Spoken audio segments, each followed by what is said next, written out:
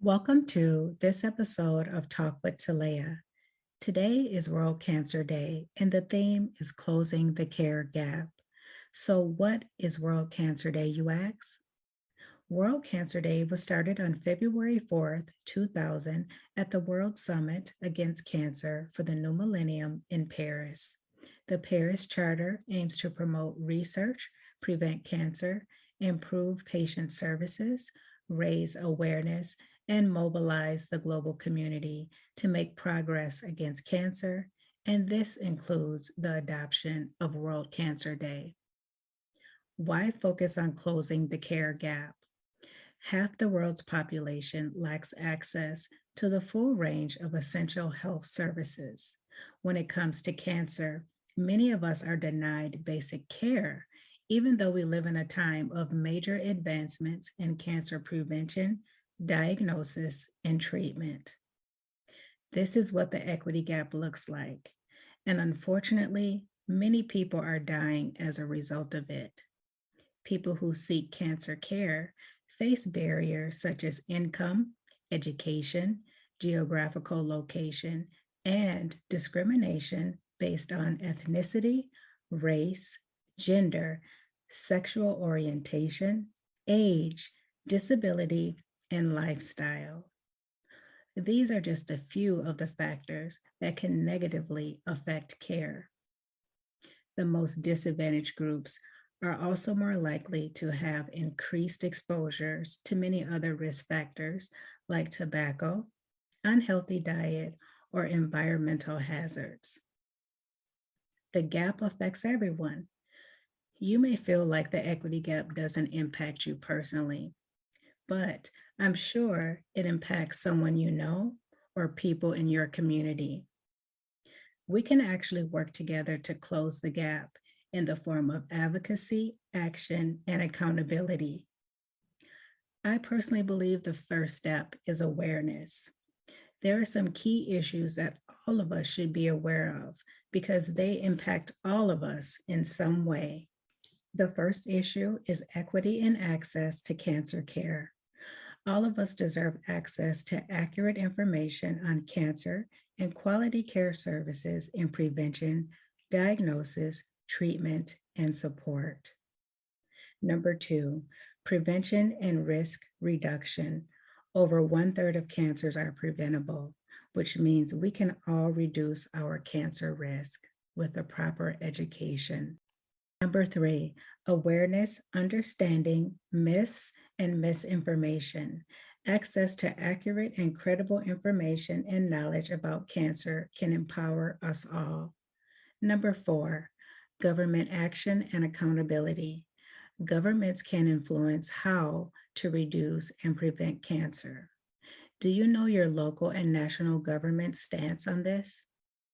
Number five, mental and emotional impact. The impact of cancer goes far beyond physical health, impacting the mental and emotional well-being of patients and their caregivers. This one is huge and it is often overlooked. Number six, saving lives saves money. The financial impact on nations, individuals, and families has a huge impact on sustainable economic and human development. By focusing on saving lives, we can also save money. Number seven, reducing the skills gap. A shortage of skilled healthcare workers is one of the greatest barriers in delivering quality cancer care. We need healthcare professionals who are not just skilled in terms of medicine, but also patient connection and outreach, especially with diverse populations. These are also parts of delivering quality care.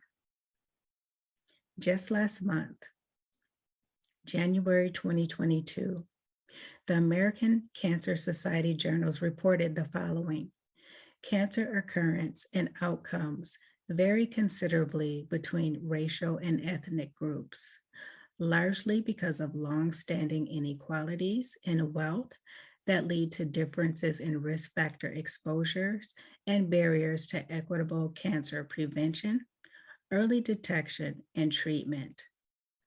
Ultimately, disproportionate wealth stems from long-standing persistent structural racism, including residential, educational, judicial, and occupational segregationist and discriminatory policies.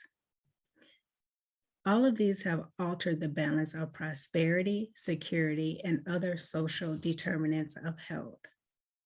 Again, this is according to the American Cancer Society Journals, January 2022. In January of this year, in addition to the work that I do as a cancer doula, I also started devoting my services as a cancer health equity consultant.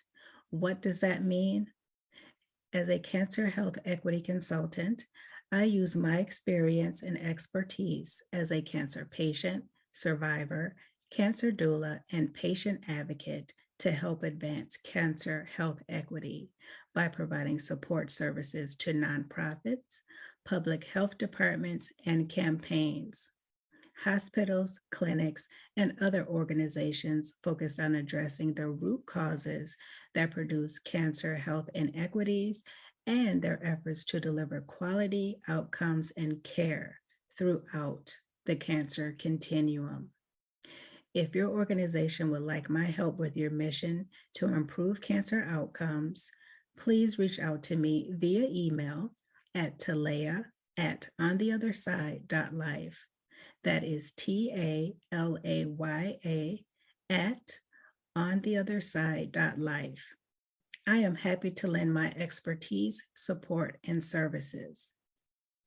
And finally, be sure to visit worldcancerday.org to learn more about this very important day and movement. Thank you so much for joining me today. That is it for World Cancer Day. And until next time, let's keep navigating cancer together. Take care.